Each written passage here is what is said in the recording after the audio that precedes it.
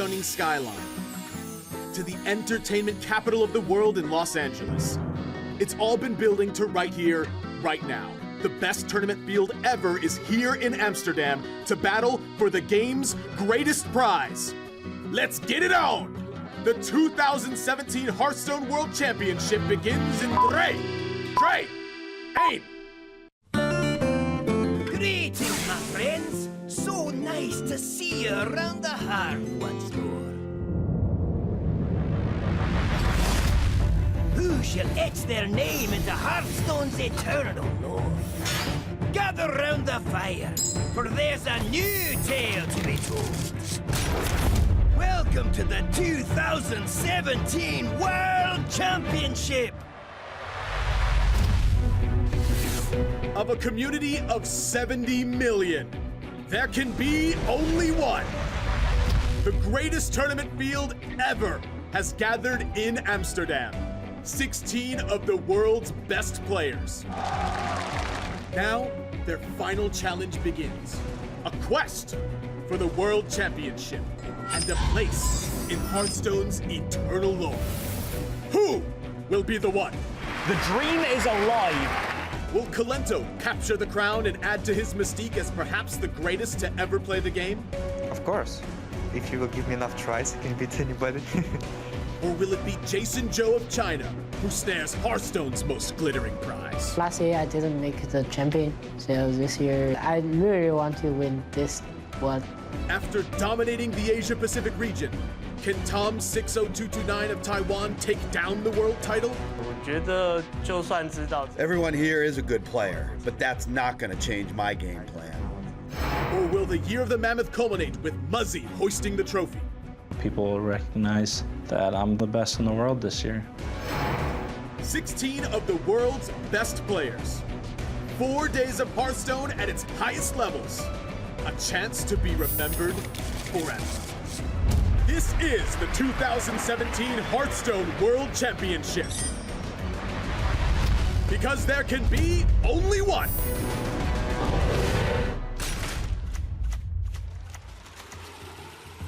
The Hearthstone Championship Tour continues.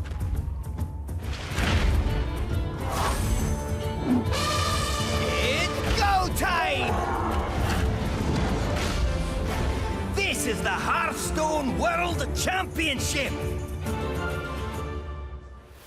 Let the games begin. Welcome to Amsterdam, one of Europe's most colourful and charming cities and perfect setting for the Hearthstone World Championship. It's going to be a magical 4 days here as the best tournament field ever assembled battles for the game's biggest prize.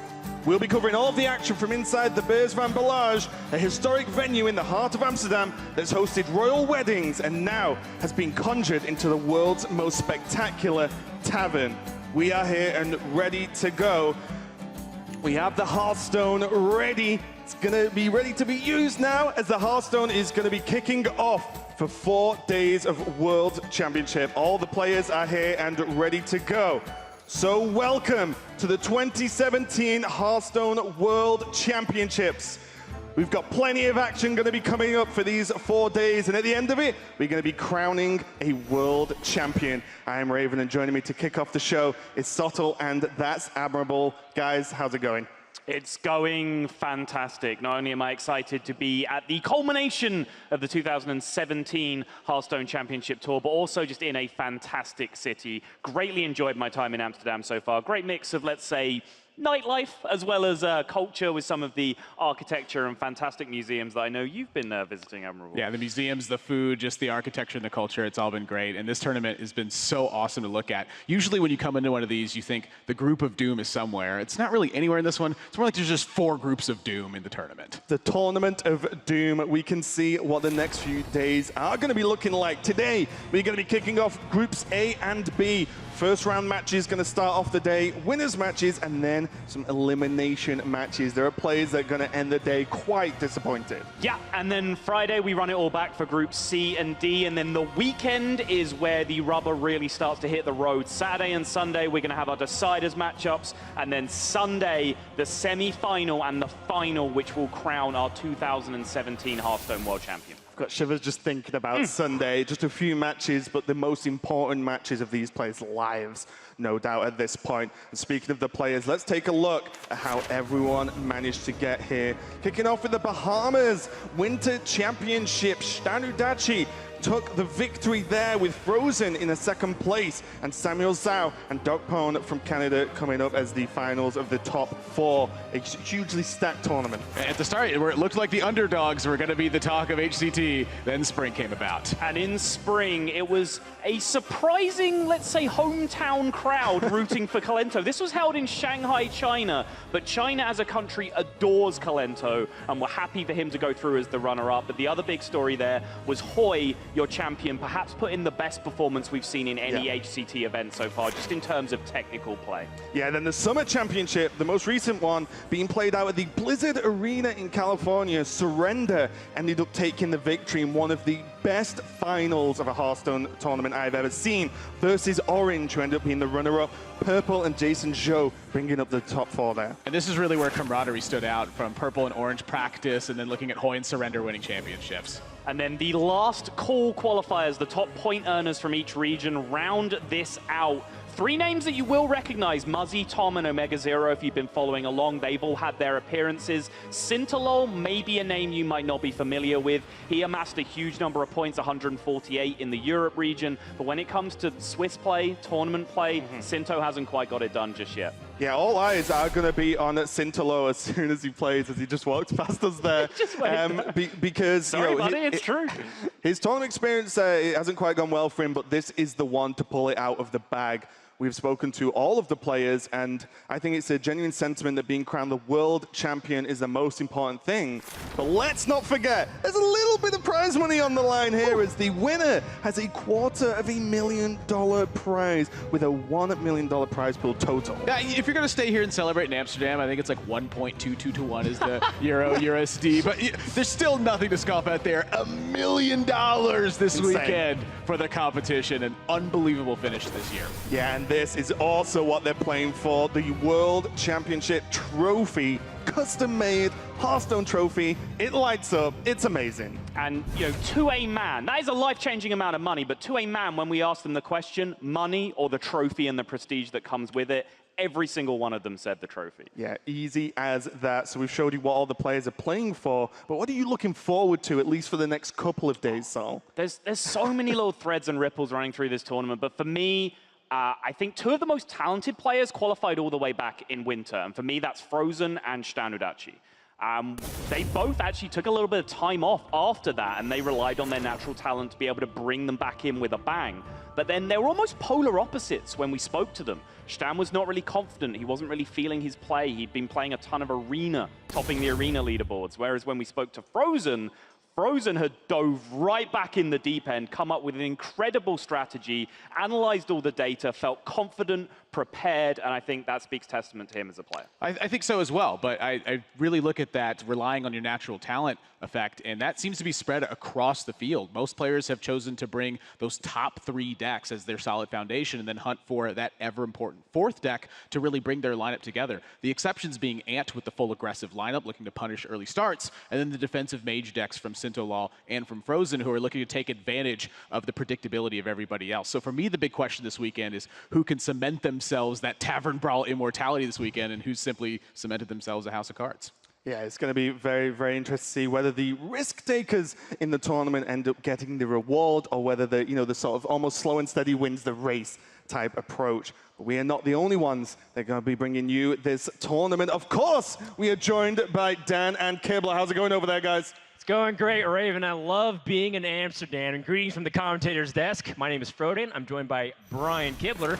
And we have the pleasure of bringing you guys the first of many epic best-of-5s this weekend. We have 4 matches that are going to kick off from Groups A and B and be played in double elimination format. Let's go ahead and meet some of the names. Yeah, first we're going to have DocPwn versus Hoej, followed up by Orange versus Tom 60229.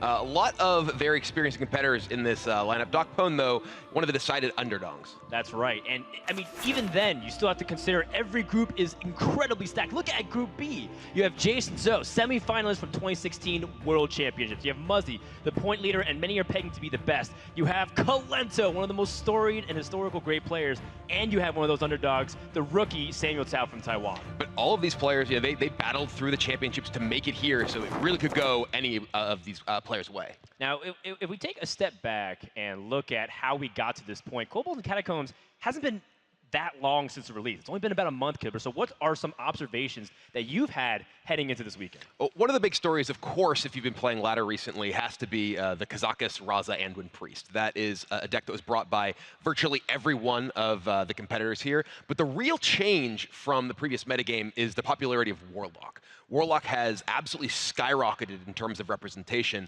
all but one of the players bringing it, and a lot of that has to do with the power of the Possessed Lackey Voidlord combinations. There's definitely some challengers to the throne of the best decks in Hearthstone, but as much as things change, some of them have stayed the same too, as we have Tempo Rogue also widely represented. Of course, Aggro Druid and Jade Druid, they've been around. The question will be, who gets to play Warlock perhaps this weekend, because it's such a fearsome deck? Of course, the Highlander Priest does have a couple of additions to it in the Dragon variant as well, getting some very powerful cards from Cobalt and Catacombs. Yeah, that 75% up there is kind of a misnomer, because there are the Dragon Highlander Priests, which do break out from that, which are played by all but two of the competitors, rather, have brought some version of Kazakus Raza Priest. That's right. There's an aggressive Dragon Priest that will happen later this weekend. As we get ready for our first match, we have Hoej from Denmark up against DocPwn. As we take a little glimpse of the player lounge, DocPwn is Sandy feeling relaxed all weekend long, Kibler, and Hoej is the one with a lot of expectations. So I'm looking forward to it. But before we go for our first match, let's kick it back over to Raven and the boys over at the analyst desk. Thanks a lot, Dan. We're really getting close now to kicking off the first match of the World Championships. That is extremely exciting. I cannot wait. But we also have a bit of a special announcement for everyone as well at home, and everyone here, as it's very relevant to a lot of these players. The Hearthstone Global Games is going to be returning this year. And for those of you who don't know, the Global Games is 48 countries competing against each other, teams of 4 going at it to decide who is going to be the best Hearthstone country in the world. And it's back. Yeah, and there's just a few points we want to go through here to talk you through this. The first and most important, at least in the immediacy, is that Season 1 counts. These points you can gather count right now to qualify as your anchor. The top point earner in each country will qualify as team anchor by right, alongside 3 remaining players voted in by your local community. Different this year because you're not just voting for one player with your vote, you get to vote for all 3 and really get that fantasy football dream team package together. And that's one of my most favorite things about it so far, is that we have that. It was so hard for me to pick one from the Americas region, and while I ultimately did, I really wanted to pick like 9-10 people when it was all said and done. Yeah, also as well, the format is going to be changing, so we'll be going from groups into Swiss, which will be very exciting. We might see some countries play off against each other that we didn't see in the past season. So I'm looking forward to that. I can't wait till that kicks off. But that's enough talk of the future. Let's get back to right now. We've talked about all these players, all of their strengths and all of their weaknesses, and let's see exactly what they think of each other.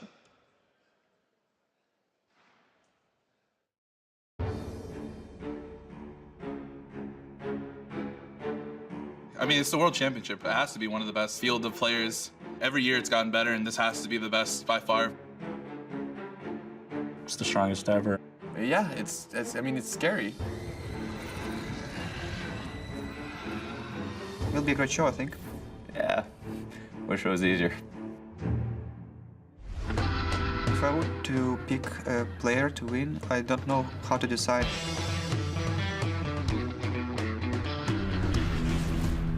I actually don't know.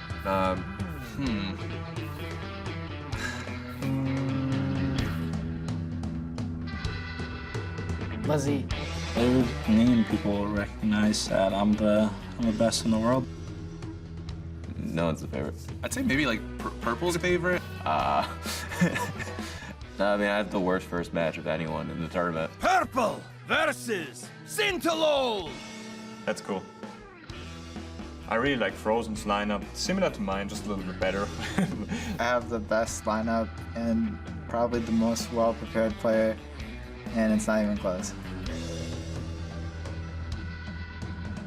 There's so many good players that it's so hard to say like one name. This is the most stacked tournament I've been playing in. This is the best field the world has to offer. There are so many players in this tournament that I would rank among the absolute best in the world. I'm pretty happy to be one of them.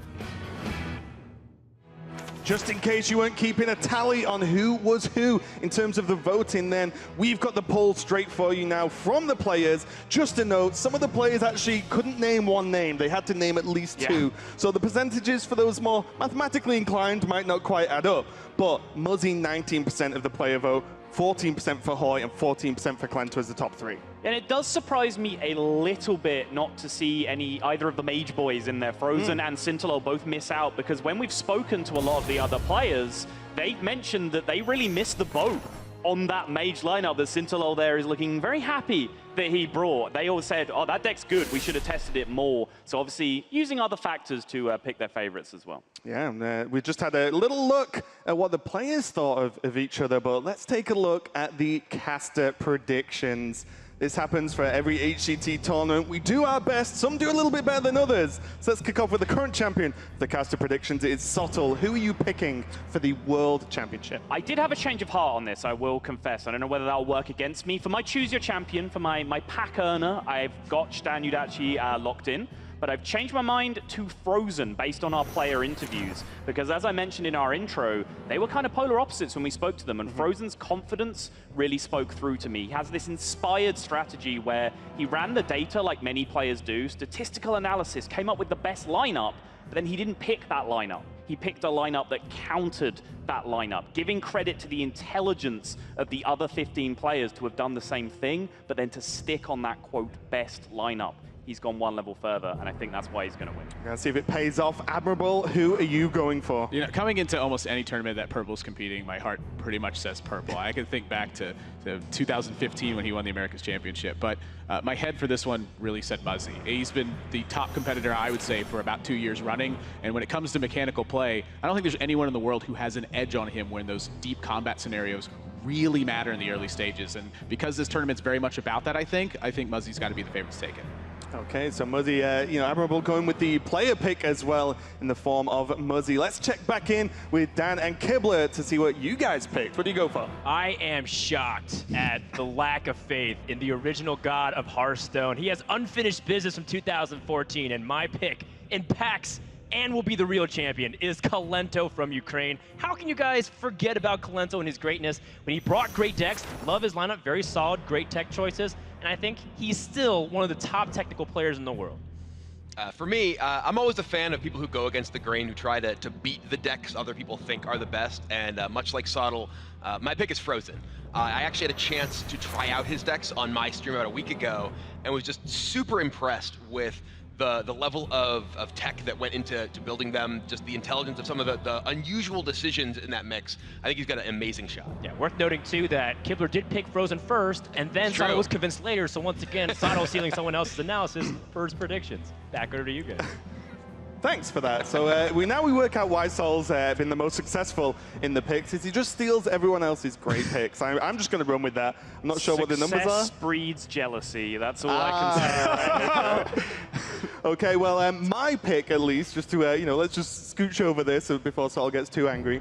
My pick is actually going to be Surrender. The finals in the Summer Championship was one of the best finals I watched, as I mentioned earlier. And I think outside of, say, you know, the lineups discussion that you guys have talked about quite a lot, for me, I just think Surrender's an exceptional player. He is. One of the best, to be completely honest. And in a tournament that has the whole tournament's amazing players, Surrender just peaks it just a little bit for me. But caster predictions are done. Everything's lined up. Everything's ready. We're ready. The players are ready. I hope you are ready. So without further ado, let's kick off the first match with our spring champion. It's Hoej. And Hoej took home that spring championship on the back of an exemplary performance, incredible technical, patient play, and is looking to carry that momentum through to a world championship title now. Yeah, and his opponent calls himself the underdog of the tournament. It's DocPwn. That's right. DocPwn is cool.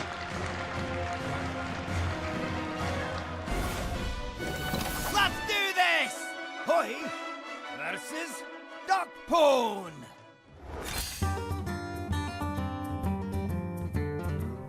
I think like DocPwn is probably the underdog going into Worlds. Boy, whenever I see him play, he doesn't make mistakes. I think like he makes a bit more mistakes than some of the other pros. He's really consistent. He's a really consistent player, and that what makes him really scary. I'm not saying he's bad, but like if you have to compare him to like players as Mossy, Purple, and those players, I think like definitely he's a bit weaker than those guys. There's not gonna be any gift from him, that's for sure. I still think he's really solid. You need to play almost perfectly to beat this guy, so I'll have to put my best game on. Hoej versus DocPwn. Ready, set, go! Pro meets Joe in the kickoff match here in the 2017 Hearthstone Championship Tour World Championships, as we have Hoej from Denmark go up against DocPwn from Canada, a rookie up against one of the more storied players in Hearthstone's competitive history. My name is Frode. I'm joined by Brian Kibler, and we have the pleasure of bringing you guys this first best-of-5 match to begin all the matches here at HCT Amsterdam. Kibler, going into this, what first sticks out to you in this head-to-head? Well, as far as the decks are concerned, DocPwn is bringing pretty much what everyone in the field expected, the 4 big decks. He does have the Jade Druid rather than Aggro Druid. That's kind of been a back and forth among a lot of the players. Hoej, he still has the Highlander Priest and the Control Warlock, but he's not playing the Tempo Rogue. He's playing the Murloc Paladin, which is actually a very strong deck in his lineup against pretty much everything DocPwn's bringing. It's a comfort pick. Hoej even mentioned that he brought Paladin because he feels like he should bring Paladin. It's his historically best performing class for him in tournaments. But is he really that comfortable? He kind of mentioned he's still get nervous going up against DocPwn. Yeah, well, Hoej has a lot of expectations here. DocPwn, he's saying he's the underdog. No one expects him to win. There's a lot of people who expect a lot from Hoej. And you actually had a chance to talk to the players just this morning, and it really came through in how well rested they felt. Hoej, he was pretty nervous last night. He had trouble sleeping. Said he only got maybe 2 hours of sleep. DocPwn, he just slept comfortably for 6 or 7 hours. He is well rested and ready to go. That's really rough. So Hoej definitely working on fatigue to start things off, but I guess it's better that you're the first match as opposed to later as it drags out through the day. Let's go into the first game here. We have Priest versus Druid. Remember, DocPwn is playing the Dragon Highlander Priest, which has a lot of fantastic tools from the new expansion. People are looking at Dustbreaker, the first culprit that strikes down a lot of these aggressive hordes with 3 damage to all minions. And Hoej playing the Aggro Druid. This is a matchup that can be pretty tough for the Druid, because there are so many tools, especially in the Dragon version, including that Dustbreaker, that can clear off the Druid's board. The Aggro Druid relies on getting generally a number of smaller minions in play, buffing them with either Mark of the Lotus, we see in the left side of Hoej's hand, or Power of the Wild. And if you're able to AoE that board, it can be difficult for them to rebuild.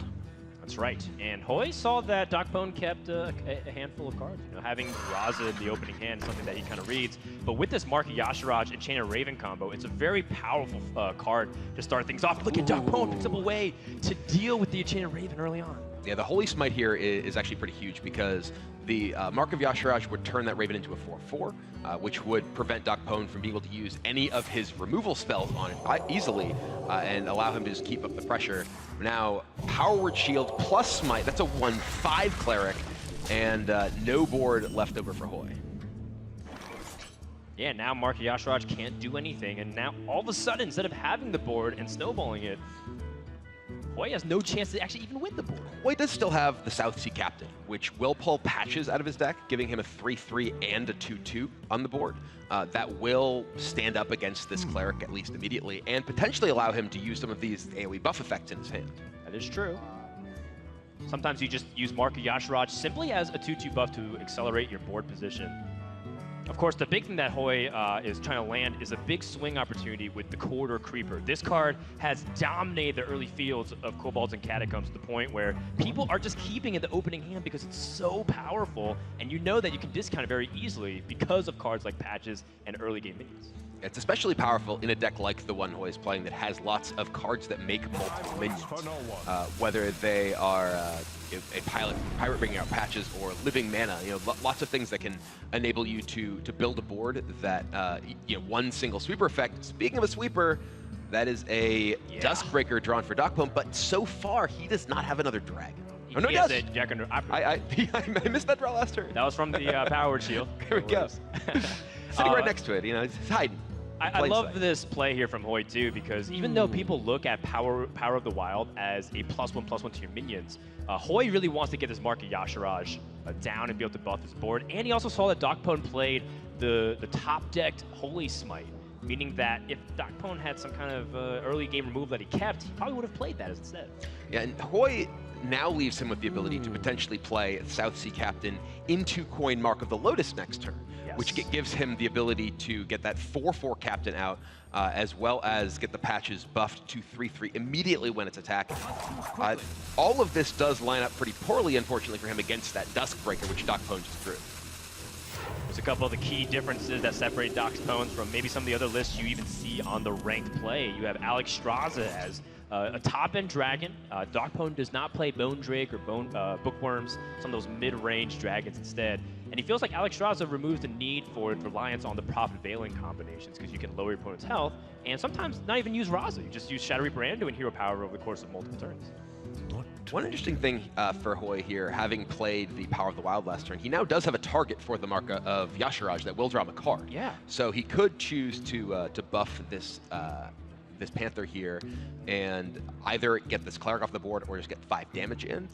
That would also be leaving his board less vulnerable to a Duskbreaker compared to just a big push with the Mark of the Lotus. Yeah, Duskbreaker is something you're fearing. Hoej saw that the card being kept to DocPwn is still in the hand, actually both of them, because there's Acolyte of Pain as well. So Hoej will try to remove most of this board, it looks like. Cleric's a big threat. And removing the Cleric is pretty crucial here too, because it forces DocPwn to have no way to attack into the South Sea Captain, even with the Duskbreaker. So Duskbreaker can come down and AoE the board, but there will still be a 4/1 Captain remaining if it does.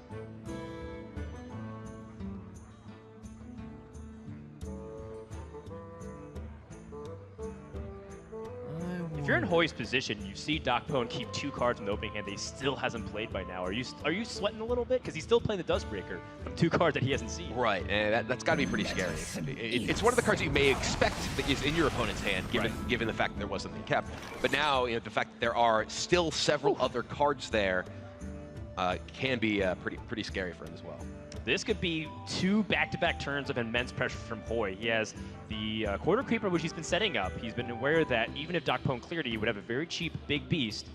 And he has Beardtide Hydra to follow it up. And those are back-to-back minions that's not going to be easy for DocPwn to answer. Yeah, lots of big threats here from Hoej. And trading here does mean the Creeper costs just 1 mana. He could even play the Mark of Yasharaj on it immediately if he wants to use the rest of his mana for the turn, as well as potentially draw into another threat he could play. Yeah, he's going to go ahead and do that. Mark of Yasharaj right now, that's a 7/7. And the Corsair, not so impressive, but it's no longer bringing out patches, but does just give him a little bit more presence on that board. And now DocPwn will have an option between Draconid Operative and Raza the Chained.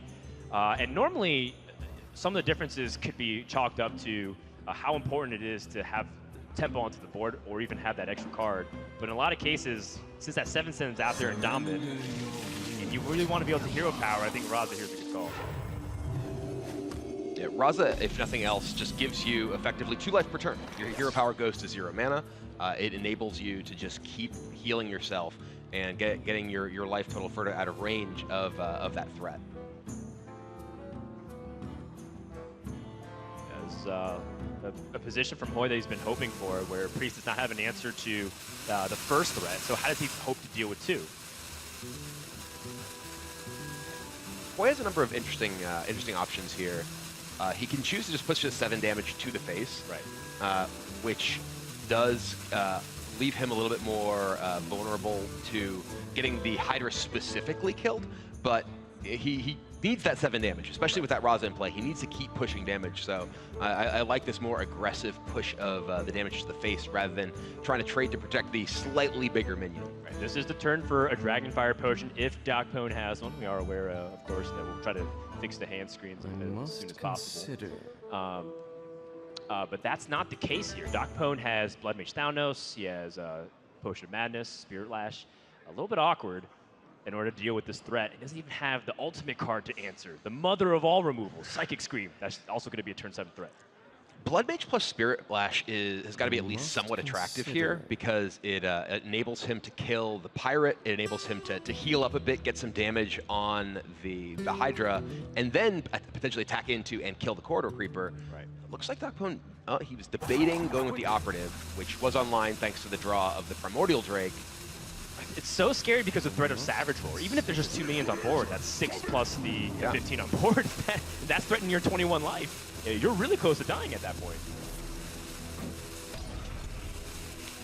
And this, this gets rid of the Pirate and gets some damage in against Hoej, but there's 15 power left up. Right.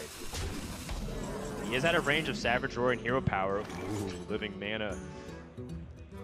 One of the most powerful cards available to the Aggro Druid, but is this the turn to play it going into turn 7? Right, this is a scary spot for Hoej because a Psychic Scream here would not only eliminate his entire board, but if they're the Living Mana treants, eliminate all of his mana. So that ends up being a pretty terrifying proposition for the Danish player.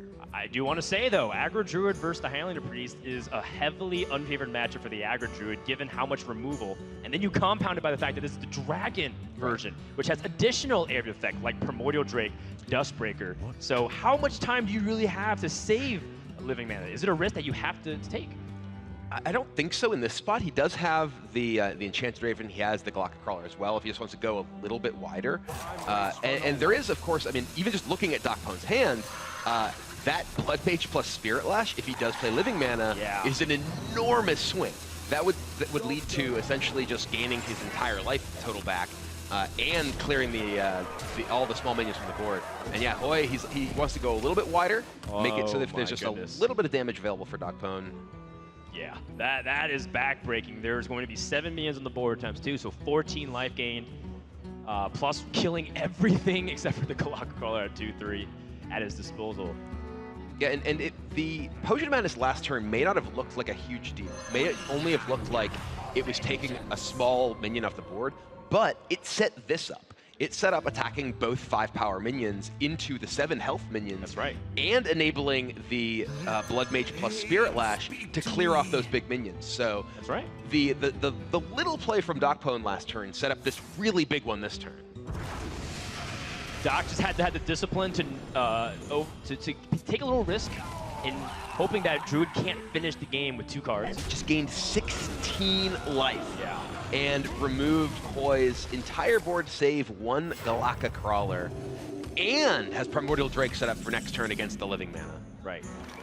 That is, of course, if Hoej had some way to additionally buff, if he had Mark of the Lotus in addition to the Living Mana, that's when it starts getting a little scary.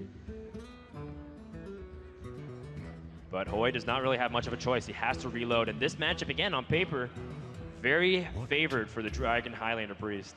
So not too shocking to see it commandly take the board, but that was a scary moment for DocPwn.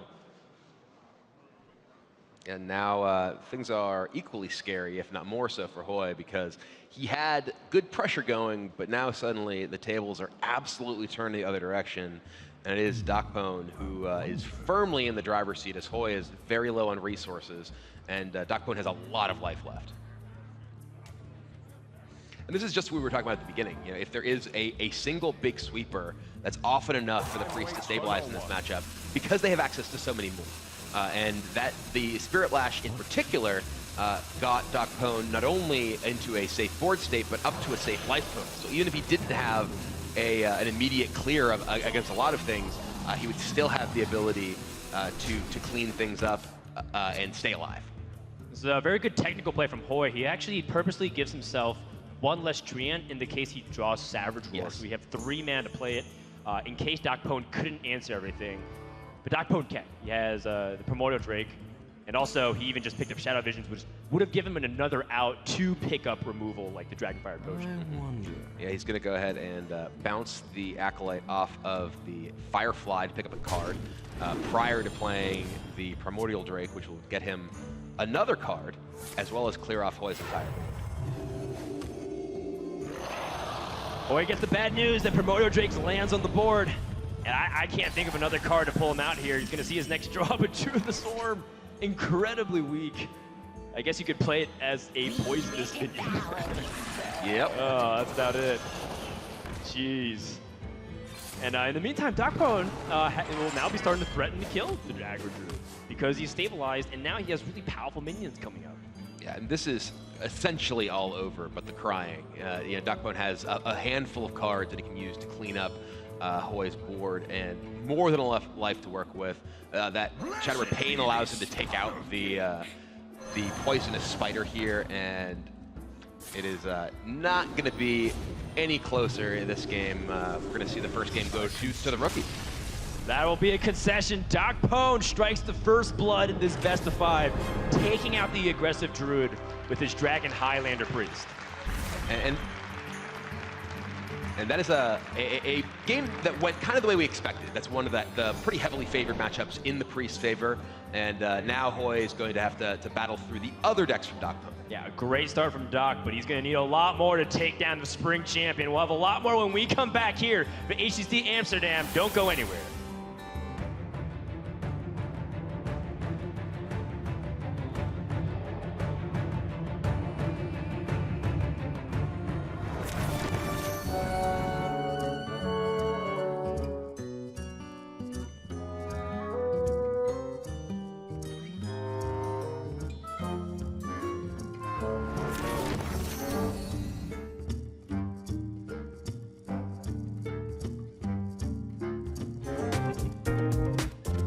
When you have teammates, like, you can discuss like different strategies and decks. So sometimes like you have an idea, but you're not sure if it's good or not. And then like I know like my teammates are good, so I can always like ask them to see if right or not.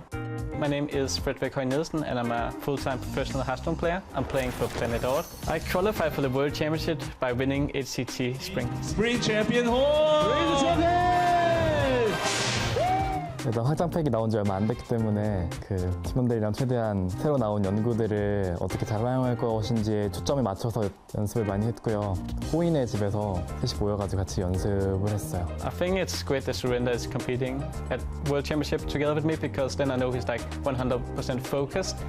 We're definitely going to practice together to the World Championship. 셋 다 같은 토너먼트를 할 때만 같이 준비하고, 보통은 한 명만 나가는 대회 같은 거 있잖아요. 그럴 때는 그냥 막 무슨 데 가져가야 될까 하고 물어볼 때가 있긴 한데, 근데 보통은 그럴 때는 그렇게 좋은 대답을 얻기가 힘들어요. Like definitely do my best to beat Surrender, but I hope like that would happen in the final or something, where like, because I also know how much this means for Surrender. He said that he wanted, not just he wanted, he promised his teammate Hoej that he would win the tournament so they could not face off in the group stage of the World Championship. He kept his promise. He is the champion. 일단 호이 선수를 호이랑 만난다는 거 자체가 16강 일단 우리 그 조별 그룹 매치에서는 만나지 않거든요. 그룹 매치 통과하고 8강부터 만나게 되는데, 8강 지나서 그러니까 8강에서 호이를 만났는데 호이를 만약에 제가 이긴다면은 전 4강에 진출하는 거거든요.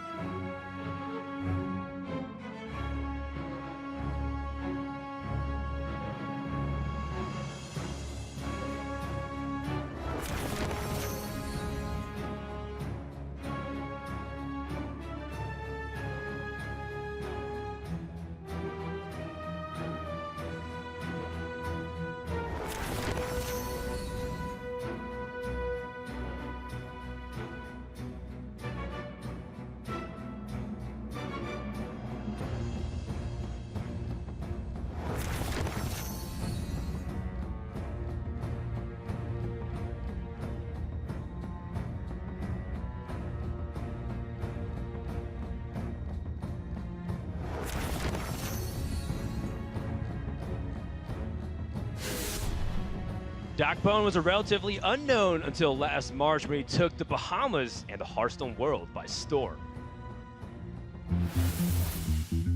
DocPwn, the 32-year-old player from Montreal, Quebec in Canada, becomes our 4th and final player to book their spot at the World Championship. People told me that it was gonna be life-changing, but life changes when you want life to change, right? So for me, it didn't change much. I still have my job, I still have my friends, all my coworkers, and I wanted to go and have some fun with my girlfriend, traveling a bit, and I did not play Hearthstone very much. If I win, then maybe it's gonna change. But I'm the perfect example of an underdog. The field is not stacked because DocPwn is there. The story right now is all about this guy. All the other players know that I'm not putting the same kind of effort as they're doing. So they probably believe that I'm not at the same level. And they're probably right. But maybe it's less pressure for me and more pressure for them. As in any sport, the underdogs, they feel less pressure. The World Championship means a lot to me too, but it's not as life-changing. I'll still have my job and I'll just go back to my life as it was before. If I win, the message for people that have other things to do but still want to compete, I showed that it was possible. I'm an underdog, but still have to beat me.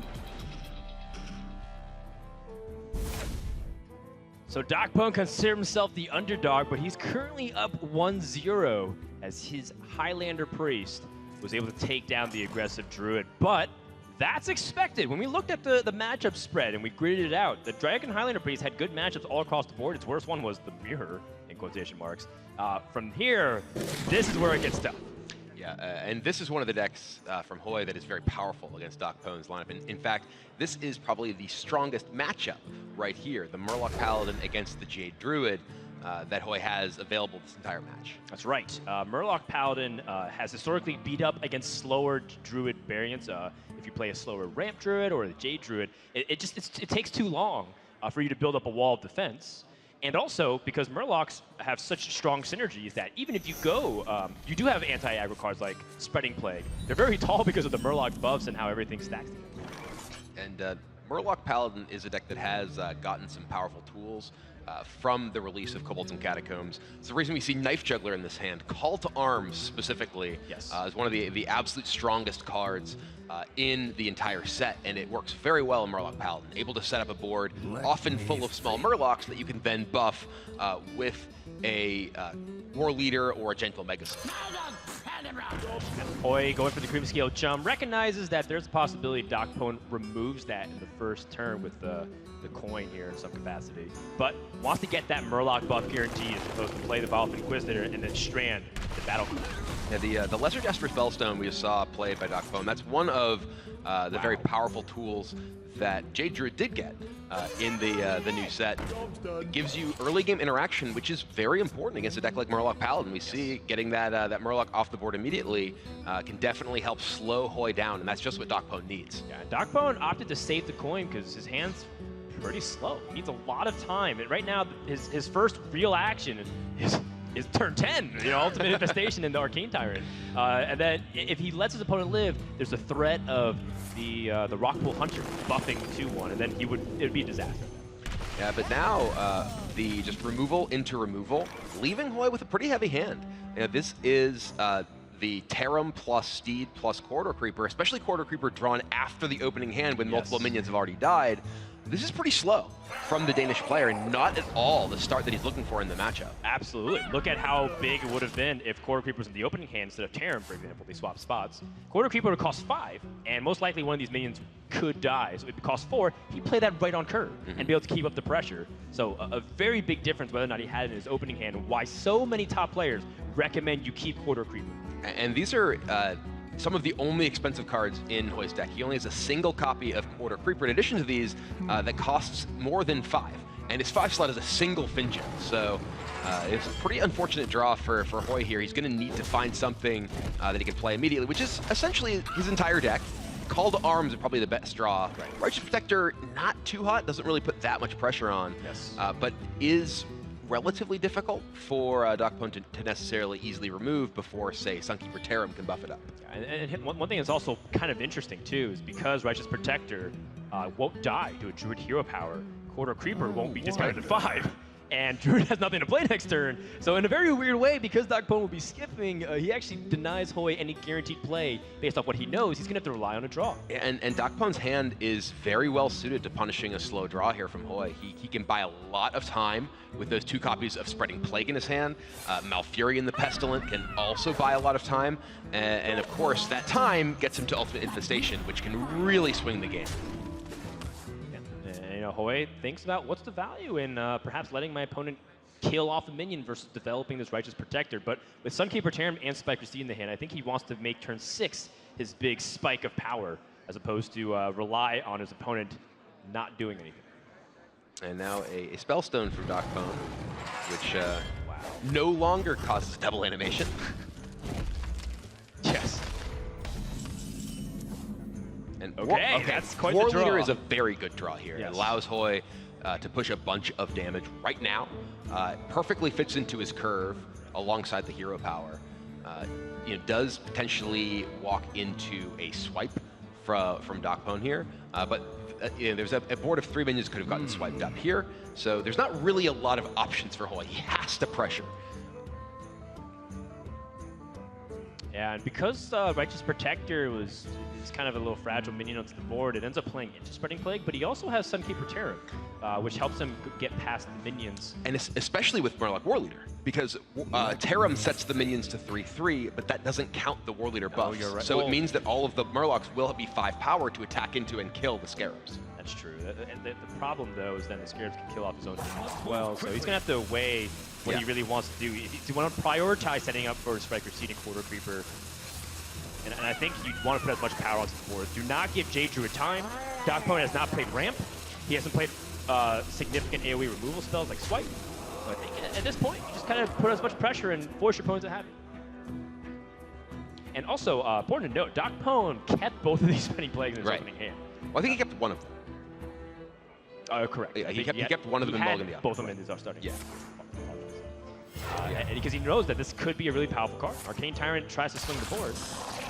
Yeah, and the Spreading Plague here does give Hoej the opportunity to play Tarim and trade off the board, but that's never what you want to be doing against a Spreading Plague. You're trading pretty much your entire board for a card from your opponent. Okay. Oh. Interesting. So the Tarim does set up a potential Corridor Creeper here as well, because he does trade off a bunch of minions. He can play the Creeper for free. Yes, that is true. There's also the possibility that he wants to just play, say, Spike Recede, get one of his Murlocs buffed, kill off one of these Scarabs.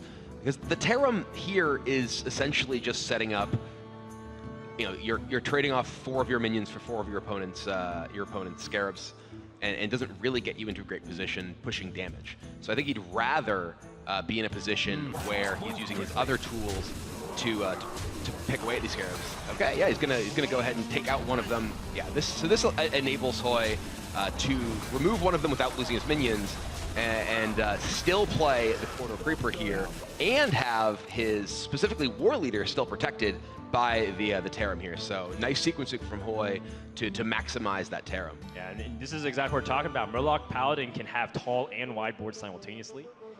So Spreading Plague number 2 is no longer as powerful. Hoej saw that DocPwn's been keeping that for a long time. Now here's another thing too. Without Coin or Ramp, Hoej knows that DocPwn is going to be missing a lot of power swings like Malfurion, the Pestilent being able to come down. So now DocPwn is really under the mercy of Murloc Paladin's tempo. And without any way to specifically gain armor, that Spellstone is only just the unupgraded version here. He's used his hero power once since that's been in his hand, so it still takes 2 more armored upgrades. We can't get it online this turn to get a easier clear. I mean, he could attack both of his minions into the Tarim, play his Spreading Plague to get 4 Scarabs here, and have a single one of them able to trade into Tarim. Yeah. Or so he thinks. Yeah. Spike Recede might ruin his day. It's the plan, at least. I mean, I think that's the best value that you can expect, given that the board will most likely continue to get tall and wider because Murloc War Leader exists, so you can't even expect the small tokens to be fodder for Spreading Plague.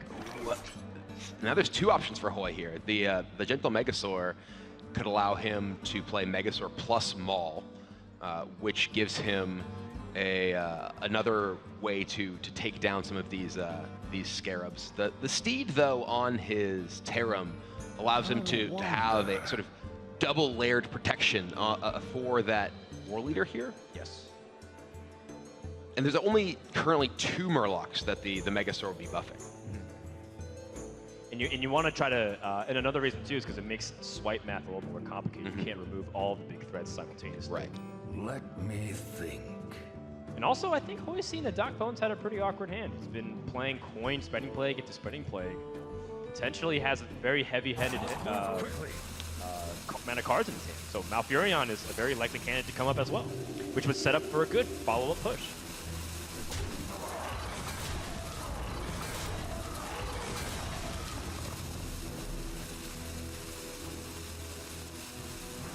Attack with the War Leader would set up an easy Champion's Maul, but chooses not to, given that he has 2 or he has multiple 5 attack sources. And he still has the option to attack with the War Leader and Maul next turn if he wants to, right? Without exposing his War Leader to a potential unupgraded Spellstone.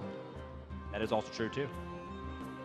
Spellstone could be a problematic, but at the same time, Malfurion the Pestilent gets that 5 armor, so Spellstone should be able to at least get max damage. Yep. If DocPwn needs to. And DocPwn picks up Wild Growth, which might seem not that great now, but it does give him a way to actually get to Ultimate Infestation a turn earlier, which could make all the difference in the world whether or not he has enough time. Yeah, it helps bridge him to 10 next turn, which, or rather, use next turn to bridge the following turn, which can be a very big deal. The only thing about Malfurion is that your tempo is pretty bad. I mean, he hasn't gotten his Jades actually rolling. And you think about it, as much as it's fantastic to try and stall the game, you have to find a way to win the game. And Murloc Paladin's board doesn't look like it's disappearing anytime soon. Yeah, there's a lot of remaining bodies on the board for Hoej here. And I assume we're going to see some Scarabs? Ooh. The Spooters?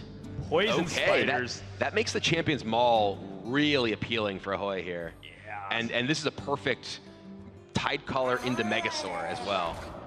I'm wondering if like Wind Fury just might even straight up threaten to end the game. There's Divine Shield. Divine Shield can allow him to use one of his Murlocs to take down a poisonous spider without any drawback. Doesn't lose anything.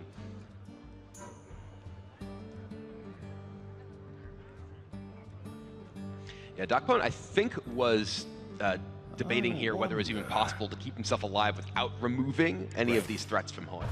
And yeah, the Divine Shield is pretty huge. Interestingly, it actually means that the Champion's Maul would lose the a single 1/1 if he decided to play it, but I think he's fine with. Not full value, but I think he's willing to take that. Now, would you want to keep the Divine Shield under War Leader, or would you want to? Yeah, you definitely want the War Leader to have Divine Shield. I can even see just attacking face with both of these. Sure. And you have just the Tarum, who's going to leave another minion there, and you get 5 damage to the face. You are protecting a 5-power minion that would turn to a 3-power minion. But here, the fact that the Divine Shield is on the War Leader is huge, because that Spellstone no longer can take out the War Leader. Exactly. So there's far, far more damage capable of coming from Hoej's side, thanks to the buff of the War Leader on all the other minions. Yeah. Where's a Flame Strike when you need one, even if you had an opportunity to it, right? Everything's at like 4 health, or even then it's complicated. Hoej set up such a powerful board that's resilient to all forms of AoE or single target removals. And Doc just took too long to get to this point. Yeah, no ramp from DocPwn definitely left him in a situation where he was just playing from behind the entire time. He did have the opportunity to play removal into removal, which slowed down Hoej, which is why he has gotten to this late stage of the game. But we are seeing the power of the Murloc Paladin specifically with all these ability to buff these wide boards and make them into big threats. So even though there was Spreading Plague coming down, it didn't really do enough to keep the damage off the board. And yeah, this 2/2 Jade, 1/1 Jade, and a Spellstone, not really going to be enough. This does keep DocPwn from being able to even Wild Growth, so he can't Ultimate Infestation next turn. And I think we may just have lethal damage here. I think the rock pool allows us to set up so that the rest of the damage can just push through for lethal. Yeah, and DocPwn, he sees, okay, didn't actually even need the rock pool, just had the additional minion, and evens things up. Hoej takes, as DocPwn did in the first game, a pretty favorable matchup to an expected victory. That's right, Hoej grabs an important win, and he's hoping to continue his winning ways that brought him much success back in Shanghai.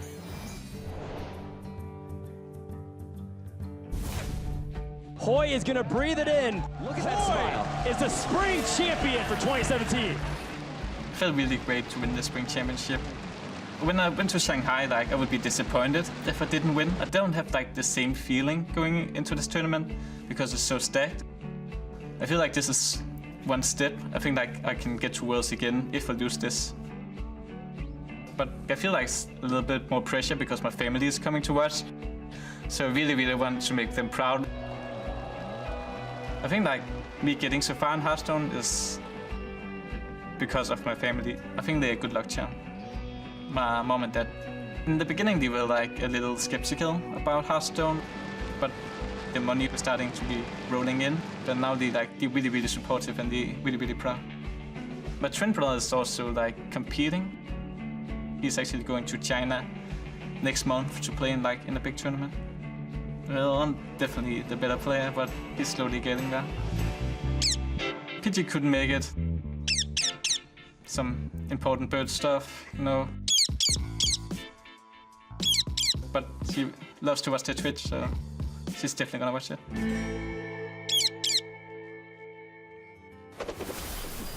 Hoej's friends and family are joining him here in Amsterdam, rooting for him, and a lot of expectations around the world. Even the players themselves, if you missed the pregame show, were mentioning that Hoej's one of the most likely people to take the entire championship.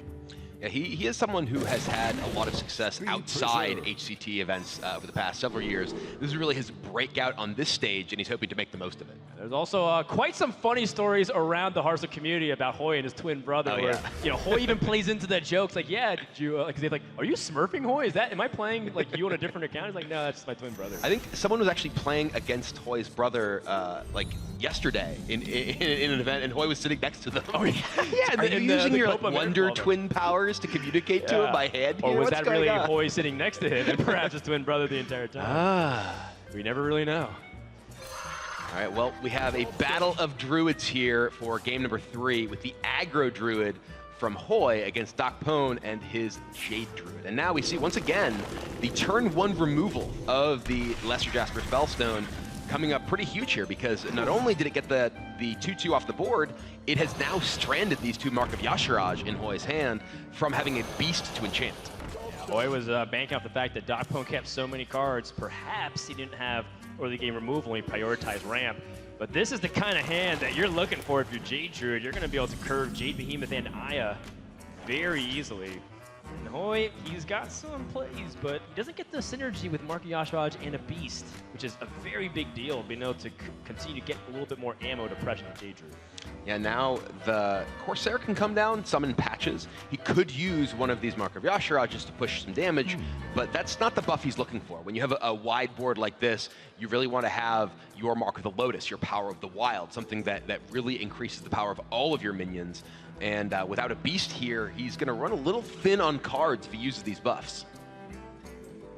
At the same time, though, perhaps even if he did draw cards, it wouldn't be nearly as impactful if Druid doesn't have a way to answer just 3/4 hitting him every turn. We've seen the power of the Totem Golem be able to just single-handedly threaten Druid and ruin their game plan. The big thing is whether or not DocPwn can not only control the board, but also pressure Druid off of this Living Man. Because I think Living Man is going to be the big point of whether or not DocPwn is able to stabilize and win. And I like this from Hoej, choosing to use the Mark of Yasharaj on his patches. It does protect his single 1 health minion from the threat of a Cycled Wrath or a Hero Power, and does mean that he's able to use his mana to pressure, which is really important. It's not maximizing the use of Mark of Yasharaj, but he is maximizing the use of his mana, which is crucial when you're trying to kill your opponent before cards like Spreading Plague really shut you down. Yeah, and one of the more interesting things about Jade Druid is that it's gotten better at fighting aggro these days, which is something that you don't really expect. Jade Druid is supposed to be a controlled deck killer. It's supposed to have infinite resources of Jade idols and able to put out up to, theoretically 30 Jades.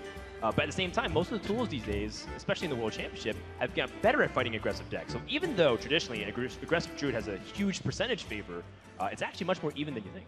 Yeah, it has gotten a lot better with the inclusion of the Spellstone, and even just like Arcane Tyrant makes a big difference because it gives you the ability to ramp with a Nourish and still get something down that can impact the game. And Wild Growth into Wrath here, which looks like what DocPwn is going for, is really going to slow things down. It's going to put Hoej down to just 3 power in play, while DocPwn has 3 6-drops in his hand he can start casting next turn. Yeah, and a little bit of a punish for buffing the patches instead of something else. DocPwn would have to choose whether or not to hero power that down, or whether or not he would be able to use that Wild Growth. That is indeed Hoej's brother in the stands watching alongside that he's mentioned and we're also joking about. He's cheering on Hoej along with his other members of the family. Now we're really sure that's his brother? Are we really? It's not, actually, is that they're not Hoej? trading places here? No. Marka Yashiraj here from Hoej. He drew Savage Roar, which is his finisher if he's able to get this Living Mana board. But does he have enough time? Because DocPwn is now starting to hit his most powerful cards against the aggressive Druid with Spreading Plagues and all his Jades. Yeah, another Mark of Yashiraj on a non-beast minion, and you can see just how Hoej's resources are dwindling here, down to just 2 cards. Does keep the pressure on DocPwn down to 19, but now it is Spreading Plague or Jade Behemoth time for the Canadian player.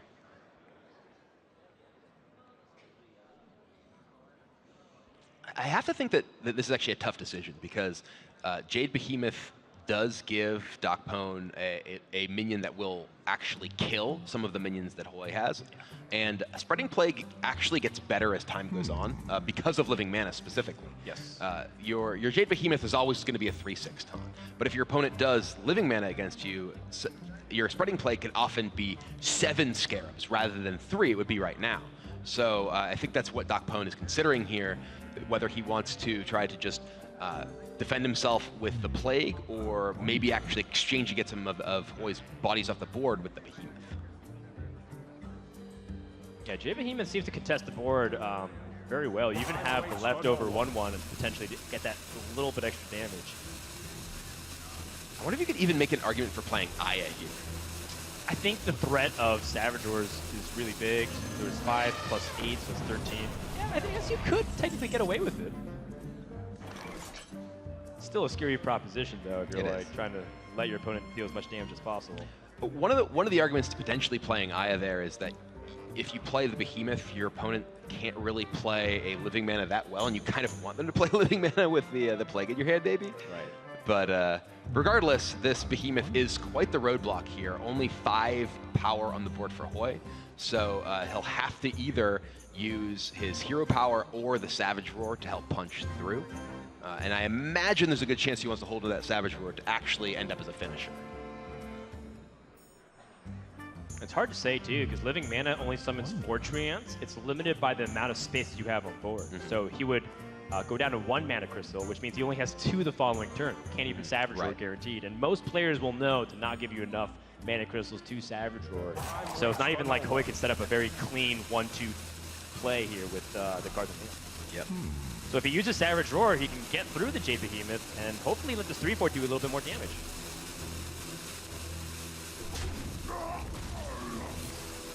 Maximum pressure coming here for Hoej. DocPwn has a couple answers here ready for him.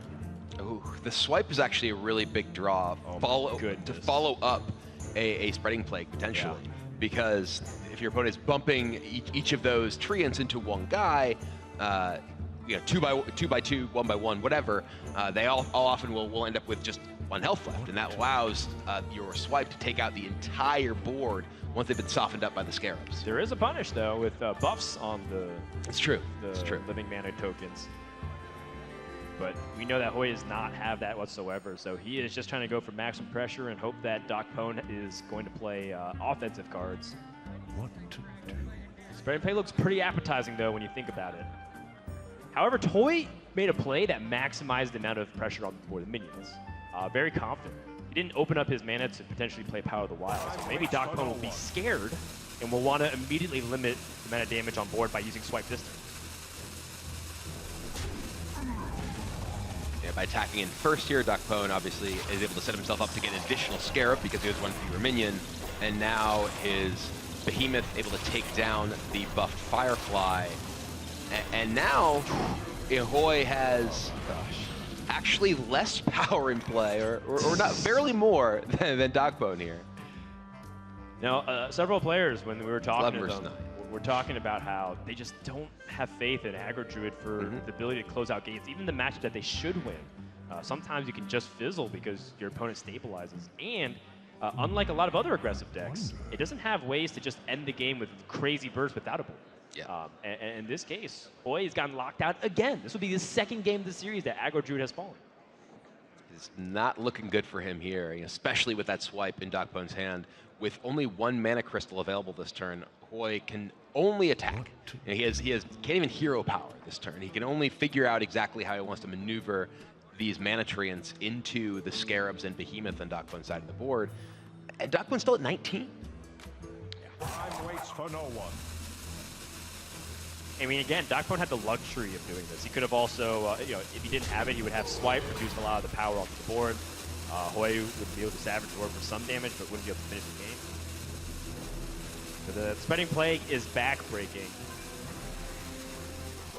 Hoej does not even attack, doesn't even want to give his opponent the opportunity to swipe without attacking into the minions first. Also, by attacking into these minions, you also let your opponent just remove the board straight up.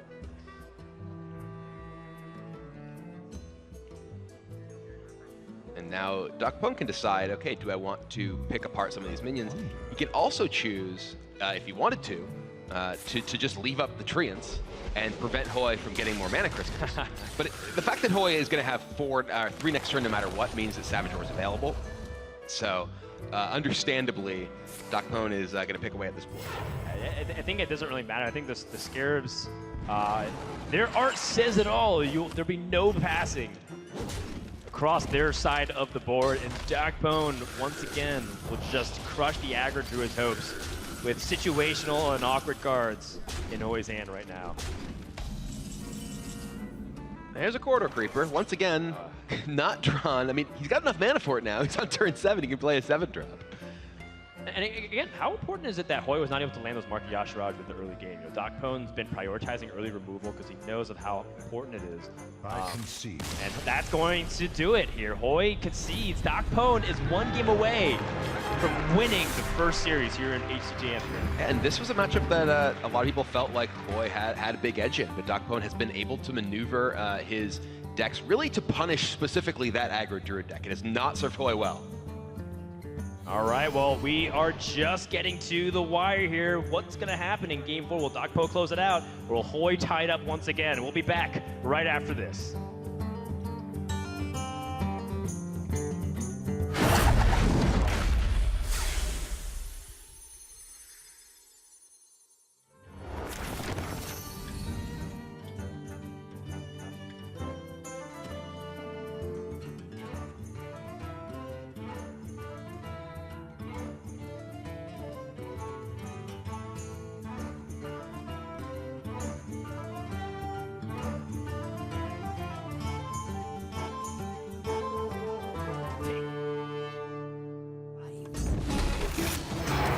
My favorite trailer is the One Night in Karazhan trailer. I love the music. Come inside, meet your friends at the door. So I do a little, I get groovy, do a little spinning. This is a place of funky magical phenomena. I think Hearthstone does a pretty good job of going to oh, this is a dark theme like we did in old guides, and then going back to a light theme. Anything goes for one night in Karazhan. Blackrock was cool because it felt powerful, and there was nostalgia there. I remember running that raid in WoW. Have you heard the rumblings? It just felt menacing and dangerous. Fire made flesh, dragon's breath. It's gotta be the goblins and gnomes. Goblins and gnomes. Goblins Goblins and gnomes. Goblins and gnomes.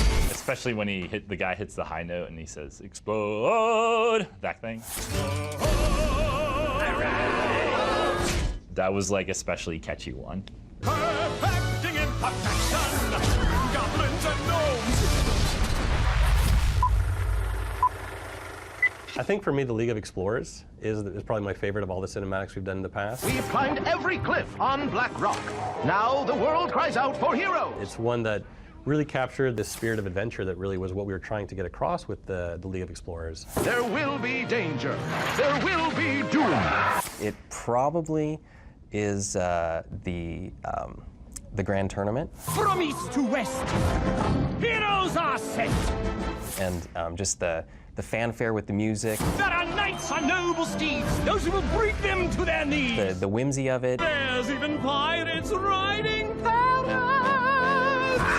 But they just keep getting better, it seems. It's the Grand Tournament. All of them.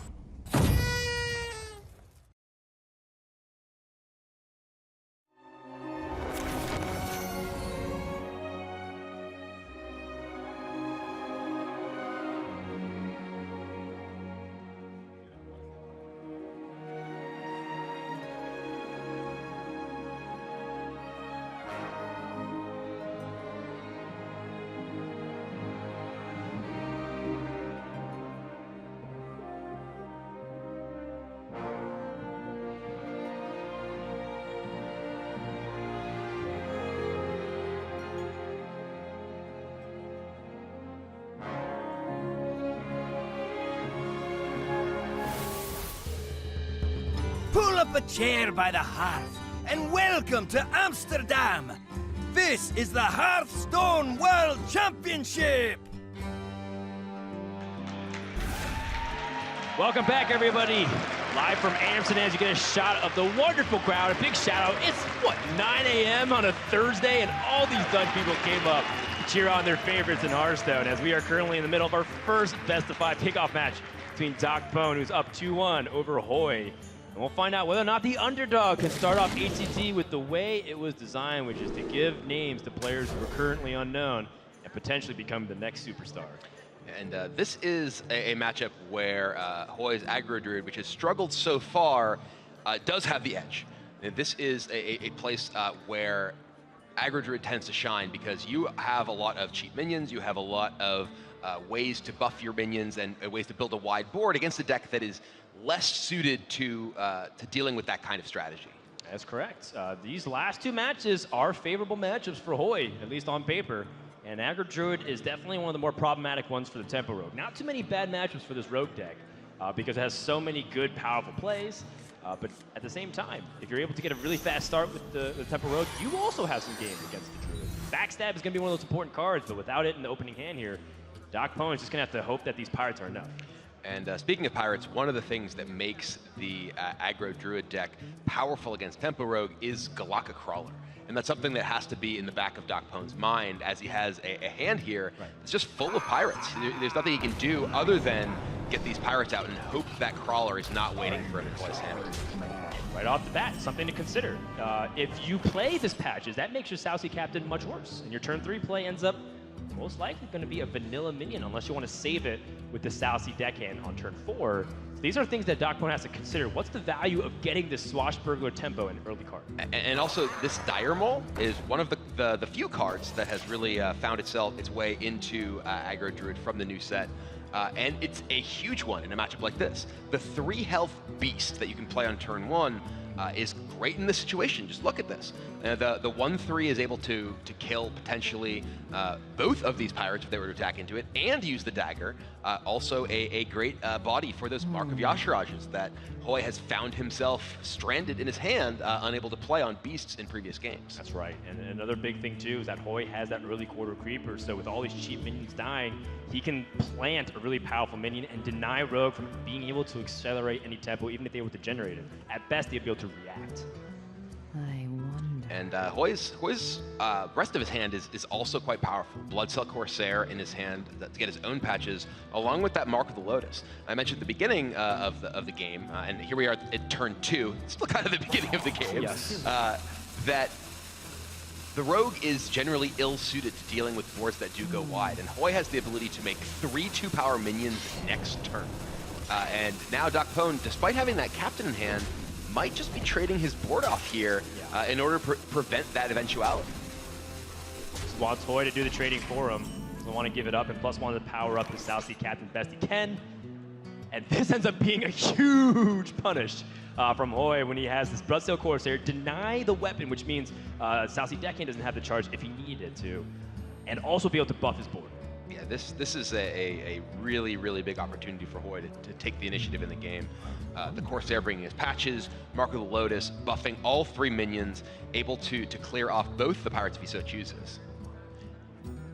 Be hard-pressed not to do it. Bloodcell Corsair comes out, pulling the patches, and this is a big swing that could be too late for DocPwn to stabilize unless he's able to get bigger tempo cards into his hand, because he's got awkward combo stuff right now. Yeah, and a lot of the cards in DocPwn's hand are great in the right situation. You know, the captain would have been fantastic if these 2 pirates there. Exactly. And the Minstrel, great against removal-based decks, not so hot here. And now even the weapon removal from the Corsair means that DocPwn has to hero power in order to even play one of these deckhands to give it charge. That's right. And because 3 minions are dying, guess what becomes 2 mana all of a sudden? Corridor Creeper, 2 mana 5/5, and then some. In the set reviews, he was a sleeper. No more. It's Corridor Creeper. That's right. Or is it? I mean, it's a pretty powerful play. Turn 4 is often a little bit awkward for Rogue. I mean, some of them are even indecisive of what they're putting in. You know, some of them are putting standard chain gangs. Some people are taking it out and trying to go for a turn 5 power spike. Look at Cobalt Scalebane. That's also under discussion whether or not it should be in Rogue decks. If you're trying to kill Priest, absolutely. But if not, maybe perhaps something else. So this could be the time for Corridor Creeper to shine the most. And also, if your opponent also has Corridor Creeper, you want the action. You want to be able to set the 5/5, play the Power of the Wild, get the trades. Yeah, and this is Hoej tried to maximize his mana over the next 2 turns. He has the Direwolf Alpha plus Power of the Wild he wants to play last turn, or next turn rather. So he just wants to use his coin now to set up, okay, I'm using all of my cards. Right. And this is exactly the kind of scenario that the Rogue struggles in, because you know, even if he finds a Vile Spine Slayer and a Backstab over his next 2 draws, there's still just going to be a really strong, wide board that'll be difficult for DocPwn to deal with. I wonder. Well, DocPwn also didn't get much help from the Druid card. Forbidden Ancient would be really nice if it was only a 1 mana card, because you could combo it later on. But it's just going to sit dead. And kind of what we were mentioning, the fact that Pirates got pulled out early from DocPwn means he can't go for that decisive board swing. Finally gets Corridor Creeper, but that's also a little bit too late because he can't fight for any reasonable amount of tempo right now. His best play is South Sea Captain and the Deckhand. Which isn't enough to remove the Corridor Creeper here. Yeah, DocPwn can get some removal going, but it just does not match up well against Hoej's board. Forbidden Ancient is just making himself a 4/4. All right, and yeah, this is a very awkward play into Hoej's board as it stands right